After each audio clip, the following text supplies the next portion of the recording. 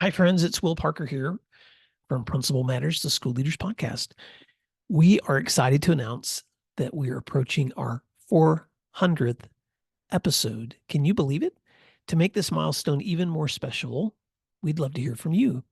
If this podcast has inspired, helped, or encouraged you, would you consider sharing your thoughts with us? It's easy. Find a quiet spot, record a 60-second voice memo on your phone, and email it to will@williamdparker.com. We are eager to hear why the show resonates with you, your favorite moments, or anything you find particularly thought provoking or funny. Thanks in advance for your contributions, and thank you for doing what matters. Principal Matters Podcast, episode 399.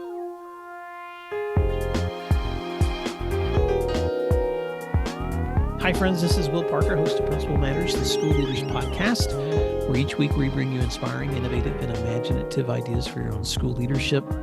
This week I'm back with my co-host, Jen Schwanke, Deputy Superintendent at Dublin City Schools in Dublin, Ohio, and the author of 4 great books. And Jen, golly, this recording is going to be released in June, which means some people are like, freedom. And then some people are like, I'm almost there. And then for my listeners who, we have listeners in Australia, they're just like in the middle of winter. So, right. So who knows when they'll hear this, but welcome to whatever time this is that you're listening to this. Jen, quick questions before we get started. What's like one thing you're already like excited about as you look towards summer? Are you guys planning anything exciting? I just look forward to the different pace. I think that is one of the great things about this job we do is it is so seasonal. And in the summer, I get up and exercise in the morning, I know like you do. And so I like taking my runs in the light when it's light out. And I like having a few extra minutes to enjoy my coffee before I start my day. So we are going to do some traveling. We're going to take my family to Maine this year. We try to go to a different region every year. So we'll be up seeing you Mainers that are listening. You know, one of my favorite things to do in the mornings when the sun is finally up is I love sunrise because, and you probably know this too, I'm sure it's not unique to my backyard, but right when the sun's coming up, there's just like this burst of of volume among the birds. Like they just start, they're all welcoming the morning. I used to think it was just roosters because I grew up on a farm, and now I realize like all birds do that. And you're gonna think I'm a weirdo, but this morning I actually did get to run in the light, and when I got back, I was standing under our tree in our front yard, and these birds were just singing and so I started trying to whistle along with them, and I saw this middle school girl walk by.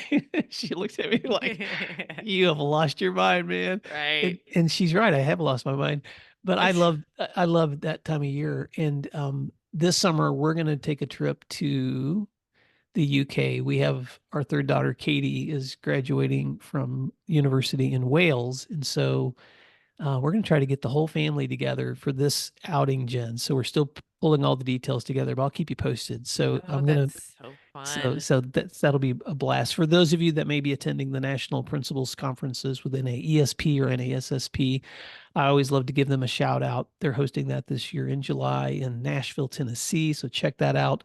Sadly, I won't be able to be there this time because that's Katie's graduation. But I know there's going to be some great summer learning happening too. And Jen, I know you're going to do some summer PD as well. I'm Yep, guessing. and I'll be at NASSP in Nashville. So come see me there. If you Will won't be there, but I will represent us both. How about that? Yay. Well, Principal Matters listeners, this week's topic is actually going to be around answering questions again, like we did the last time you heard Jen and I in an episode. And so let me set the stage. We're going to talk this time about boundary setting for leaders and educators. And when I had the opportunity to do some training in North Carolina back in the spring, I gathered questions from all the principals, assistant principals in this case, in the room, and as exit tickets. And I brought them back, and I began to just kind of separate them into categories and combine some of those questions together. So, Jen, here's the question I wanted to set on with you for today's episode. What strategies can be employed to set clear boundaries in professional settings, both as a new leader and in interactions with others, to ensure respect and equity without escalating tensions? So again, This is a mouth. This is a mouthful. So, But listeners, what Will does is he combines questions and makes them like 15 layers deep. So that there you go. That's a question we're well, going to dig into today. it is. And if listeners haven't figured it out, Jen and I never answer more than one question because we take so long. So I just decided these questions are going to just go ahead and expand for this entire episode. So, what strategies can be employed to set clear boundaries in a professional setting, both as a new leader and in interactions with others to ensure respect and equity without escalating tensions? So Jen, let's start there. Let's first talk about boundaries for just a minute, because I know you've had some thoughts on that.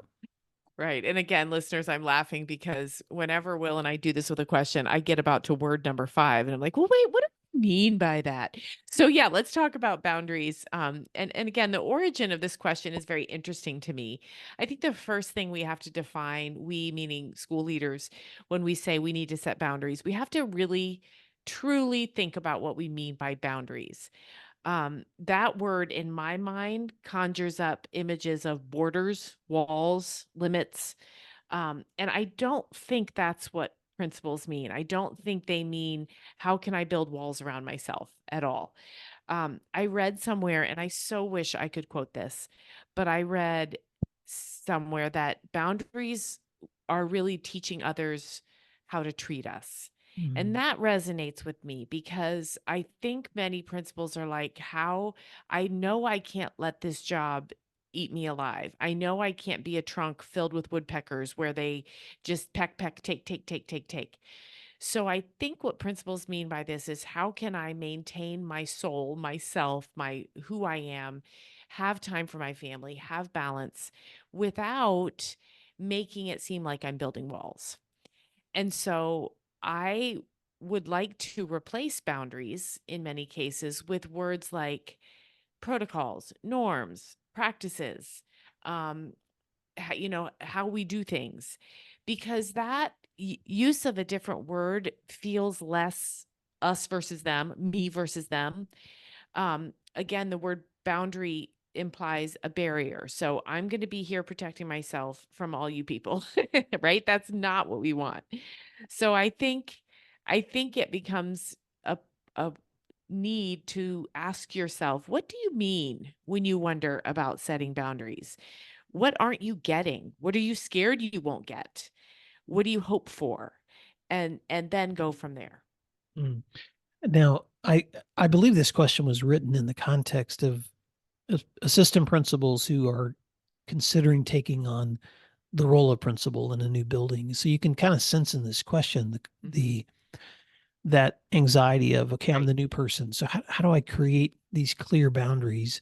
And I'm so glad you started there, Jen, with what do you mean by that? Because I would bring that back to, for any leader, back to your classroom experience and ask you that same question whenever you are encountering a new group of students.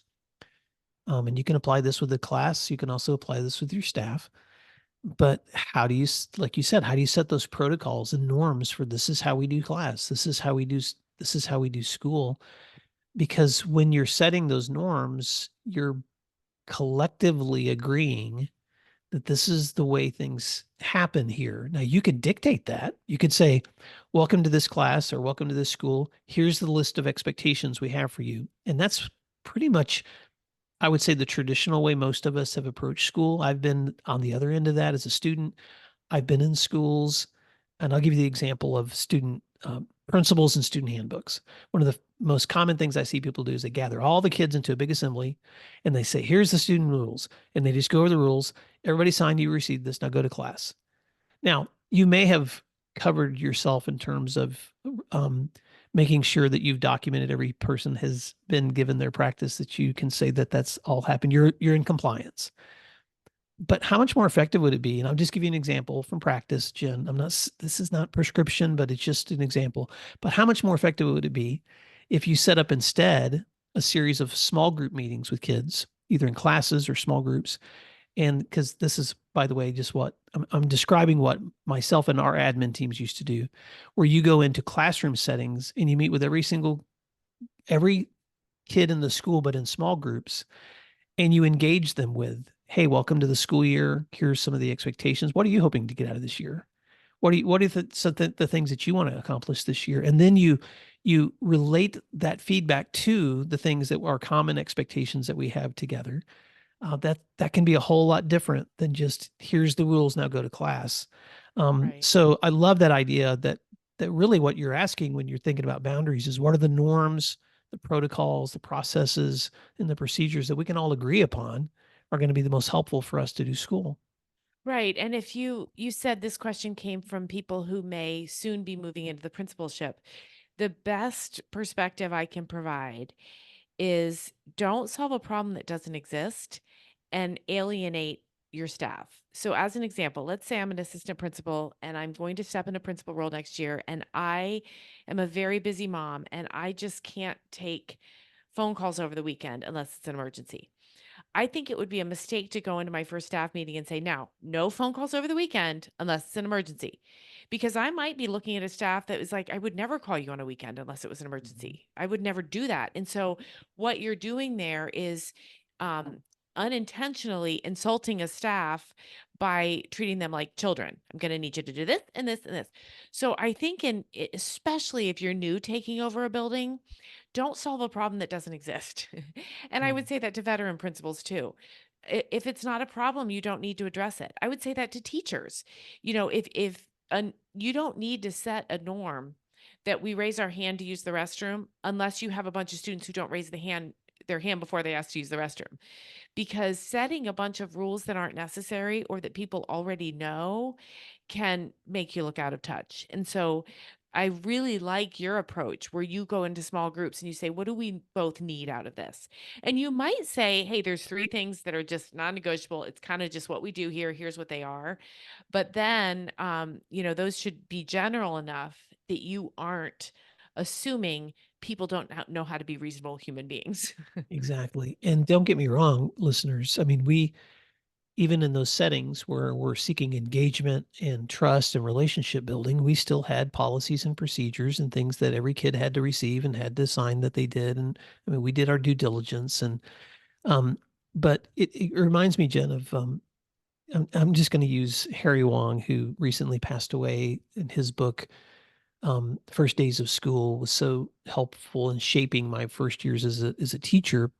And one of the things that he taught in that book was just how to keep those expectations and boundaries simple. And so one of the things I would ask my students to do as a teacher was to tell me, what are the things that they want to get out of learning together. But we would try to, um, for lack of a better word, boil them down to the most simple takeaways we could. And I'm just going to use this as an example, but um, usually at the beginning of a school year, for instance, I would write three phrases on the board or I'd place them in my room: pay attention, participate, and be respectful. And then I would ask, okay, based on what you hope to experience in this educational setting this year, how does those expectations fit within those categories? Every day we're paying attention, every day we're participating, every day we're showing respect.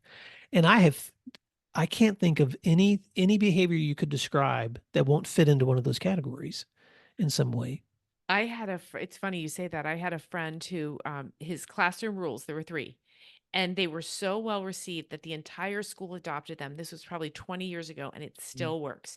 And it was work hard, be nice, do the right thing. And anything from a classroom behavior infraction to a big deal that ended up with, where the word suspension and expulsion were used, you could say to the student, what was it? Didn't work hard, weren't very nice, didn't do the right thing. So we're saying the same thing. I think it can be very basic and it can be in language that everyone from age 3 to 83 understands. Work hard, be nice, do the right thing. And the three that you mentioned too. So we don't have to overthink it and we don't have to solve problems that don't exist. But the original question along the lines of boundaries, I think what we really mean is how are we going to treat one another? And we want the respect, we want the equity, and we don't want the escalating tensions. That was the second part of the question. So Yeah. so why don't you dig into that a little bit? Well, I want to add one more thought to the Sure. setting clear boundaries before we move forward, because what I don't want to have communicated is what I'm not saying. Right. So what I'm not saying is that you don't need to be clear in what those expectations are, because clarity is kindness. We've said that many times on the show. But and so I'm going to put myself back in the position of a teacher, back in the position of an administrator, and back in the position of a student, all the people that you're serving in school leadership. And I have to be, I can, because all of us have been on the other end of good teaching and instruction and leadership, and in bad teaching, instruction, and leadership. And I'm going to say that pretty consistently over the years that I was on the receiving end and on the giving end, um, leaders or educators who are clear usually gained a whole lot more respect from the people who they were serving. And so, and I'm going to use a former superintendent, Rick Thomas, as an example because I admire him so much. He's retired now, but when I was serving as a principal, Rick was the last superintendent with whom I served, and we worked together for several years. And I remember every single new school year when we bring the admin teams back, Rick would hold a meeting and he would welcome us all back. And I remember he started every year off the same way, Jen. He would say, "Hey, let me talk about my goals and aspirations for this year. And I also just want to remind you what my expectations for you are as leaders."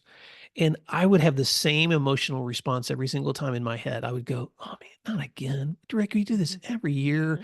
I mean, I've known you now for so long. I know what you're probably gonna say, but it would only take like maybe 2 minutes into him doing that suddenly I would get clarity again. I'd be like, oh, I forgot that that's an expectation, or I forgot that's something he really prioritizes.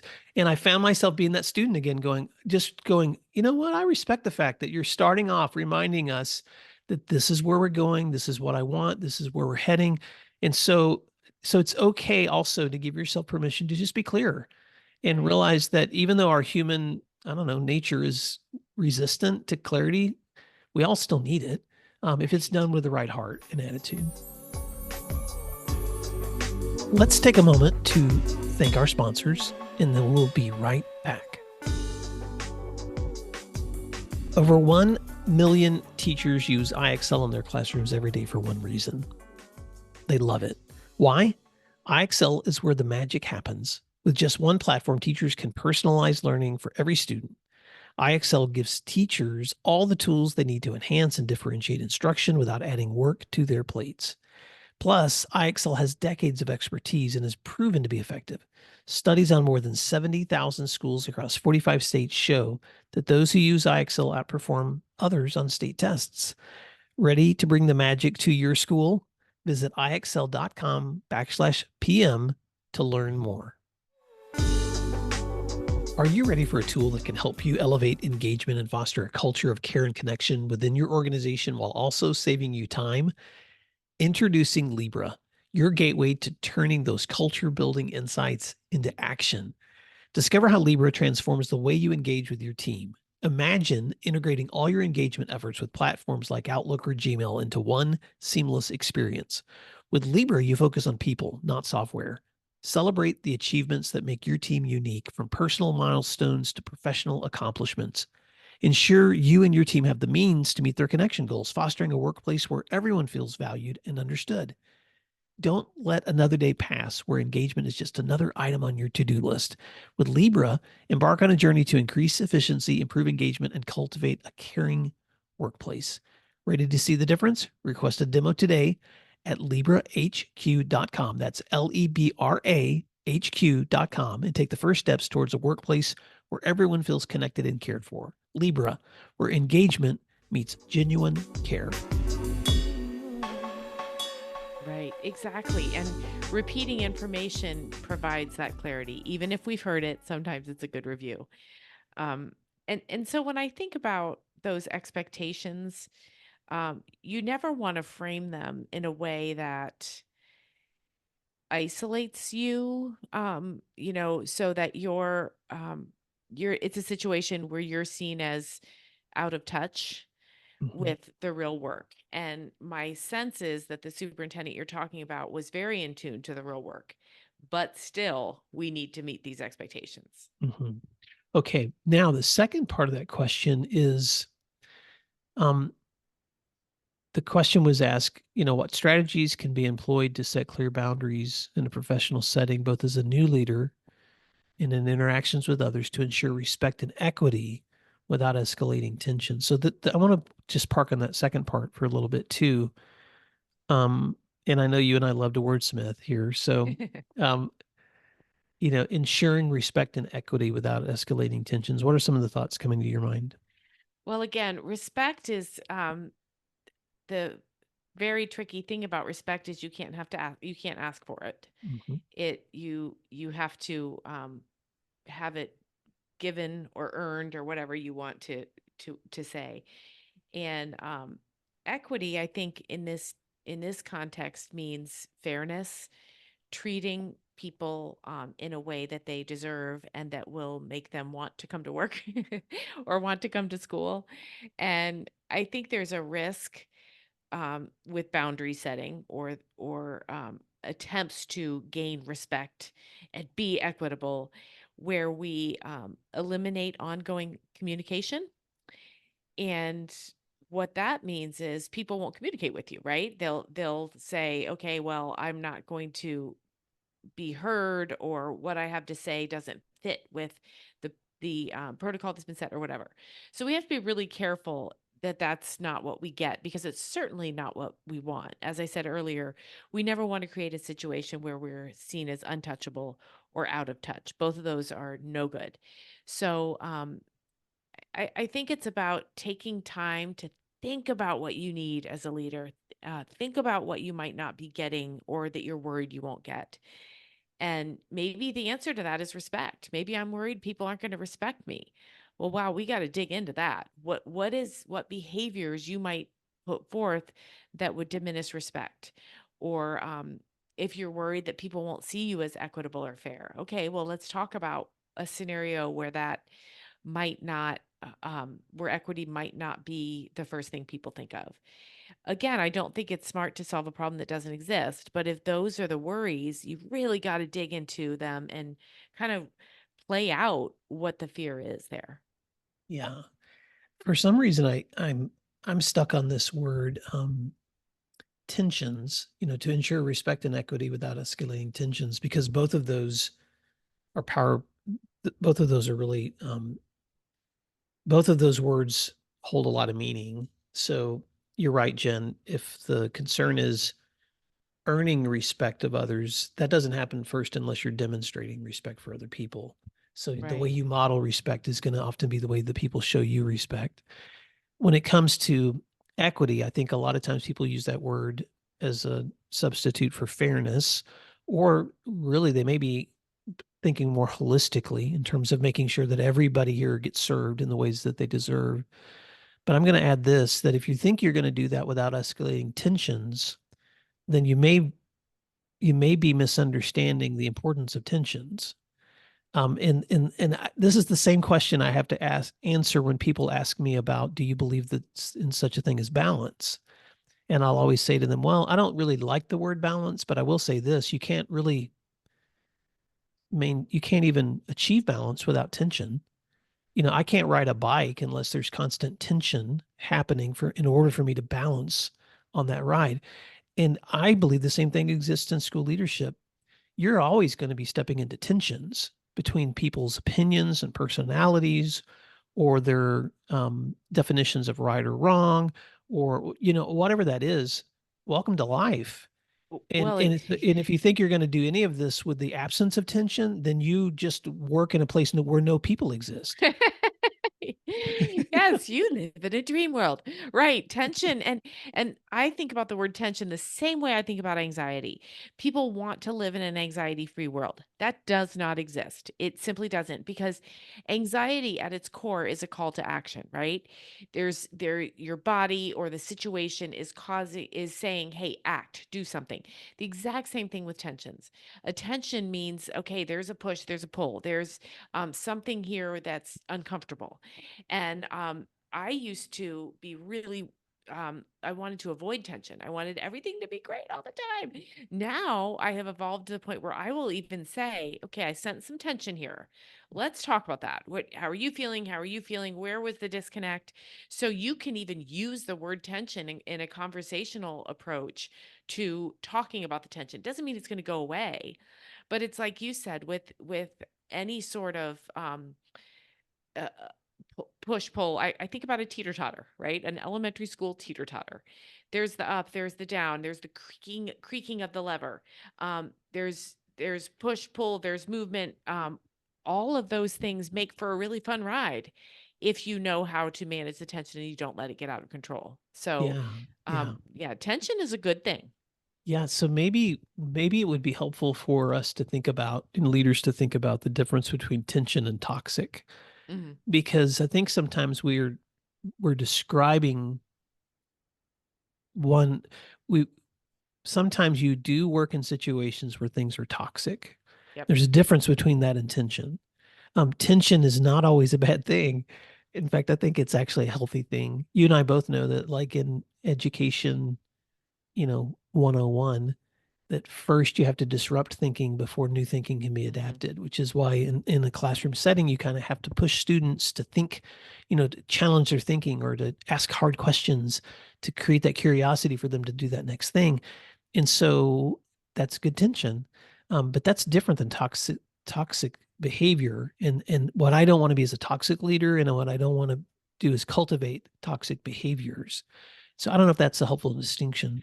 I think it is because I don't want any listener to walk away thinking, "Oh, Will and Jen don't get it." There's tension that's truly making my work unmanageable, and I shouldn't just think of it like a teeter totter, right? We're not saying that, and also let me amend what I said. Anxiety can be debilitating. When I didn't mean to blow off that, there can be really negative manifestations of both of those words, but I think what we're both saying is productive tension is a good thing. And Yeah. we can sit in it and even name it. Say, "Oh boy, this feels like a tense conversation. What's our outcome again?" Just no, name and own a disparate opinions or approaches, and revisit your outcome to see what you want out of it. And so, back to the question, I think the question was, how can we lead in a way that ensures respect and equity without escalating tensions? We Mhm. don't want it to escalate to the point of confrontation. You and I talked about that a couple Yeah. months ago. Yeah. If it comes um, to where someone is so upset that it's not a productive conversation, that's when you step in and say, okay, we're not getting anywhere right now, but we're gonna I'm gonna assign a couple of things that we're gonna think about, and then we'll come back next week or whatever it is. You don't want it to escalate to the point of being unproductive. Yeah. I'm remembering this another great quote from Brene Brown, where she uses the acronym BIG, BIG, and talks about the importance of when you set healthy and appropriate boundaries, you can work more within your integrity so that you can be more generous in the way that you work with others. So, you know, boundaries create integrity, create generosity. And the whole concept there, and of course she's talking about human behavior and not just in schools, but in life in general. The concept there is that sometimes we have to say no, or sometimes we have to um, let other people communicate to other people like this, the directions they should or shouldn't go. And I think the fear I hear in this question was, well, how do I set appropriate boundaries without ticking people off, or making them angry? And so talk about that for a moment, Jen. As you were talking, I'm thinking about a principal I once mentored who said, "Well, I told my staff I don't check email on weekends." And I said to her, that's an okay boundary. You didn't need to say that. Just don't check. It's fine. But the fact that you said it to a staff of 75 people, every one of them probably thought, wait, my principal doesn't check email on weekends? And none of them probably had any intention of sending an email that needed a response on a Saturday afternoon. But the fact that she said it again made her seem out of touch. It made her seem untouchable. It made her Mhm. seem like, this is my rule. And while you guys are all working on a Saturday, don't email me because I'm not going to check it. She didn't mean that, but she was just trying to set boundaries. And so I think, sometimes we can have my point to all this is sometimes we can have boundaries that no one even knows about. There are personal boundaries. My husband's an athletic director. He puts his phone away once all the events for the evening are done, he puts his phone away. He puts it upstairs. That's his boundary. He did not have a meeting with his coaches where he said, I put my phone away at 9 o'clock, so don't even bother. It's his own personal silent. That's the end of my day. So we can create those boundaries, norms, practices, whatever word we want to say, in a way that keeps us healthy and protects our staff too, without making it seem like, here's the way I'm going to roll. I don't care what you all do, but this is who I am. You have to be careful with that. That's so good, Jen. And again, everything that we're saying has to be taken within the context that um, the place you're in, the person you are, the time that you live in, the people with whom you work, all require nuance Right. and different responses. And so none of the things that Jen and I ever say are to try to prescribe to you all of the ways that you should be operating in leadership. Instead, these are just the thoughts that we have in terms of experience, but also um, things we've learned the hard way. And so I want to say this as we wrap up, Jen, that setting clear boundaries, um, sometimes those boundaries have to be direct. I'll give you an example in the school office, for instance. I trained my secretaries on, and we just did this purposefully because we were having such a hard time knowing how to manage phone calls. So we just kind of sat down and modeled, okay, let's pretend this is the phone call coming in, and how do you respond in a way to the parent that helps guide them towards the best answers, or to someone who can answer the question other than me every time. And so that wasn't because I'm never available. It was just because we're trying to create this atmosphere where people can be pointed to the place that's really going to help them. And Right. I can be free to do the things that only I can do because that my secretary can't go observe and evaluate teachers, but I can. And so sometimes those boundary settings means that you roll up your sleeves and you sit down with people and you train them to Right. use you how you want to be used, and you show them and you model for them. It's not just a list of to-dos or a list of key responsibilities, which those can help too. There's lots of different ways you can do this, but I think the heart of what we're trying to communicate here is that by inviting people into that process of how do you want this place to be, what are the norms we want all to live by, and figuring out what are the simple phrases that we can attach to those behaviors, and then we begin to model those things over time, then we create clearer boundaries than if we're just winging it. So Right. I don't know if that's helpful, Jen, but I sure have enjoyed the conversation. Yeah, it's a great conversation, and I do want to make one tie back to something we talked about months ago. We talked about systems. And so many times when we feel let down or as if others have failed us, it's a problem with the system. And I'm thinking about a district I worked with 2 summers ago, and they were just besieged by parent emails for an event they were having. And what it led to, and really this is a question about boundaries. How could teachers possibly teach and principals possibly principal if there's 75 emails coming in a day? So they created a frequently asked questions page for this big event, and then they created an automatic a Google form where people could put their questions. And so it went to one person, because what that community had done is when they had a question about the event, they emailed 5 people, and then 5 people were spending time on that response. And sometimes they were conflicting, which created social media posts about how this district was such a mess. So my point is sometimes setting boundaries means training an entire community how to um how to act or not even how to act. That's very insulting. Training them the best way to get an outcome.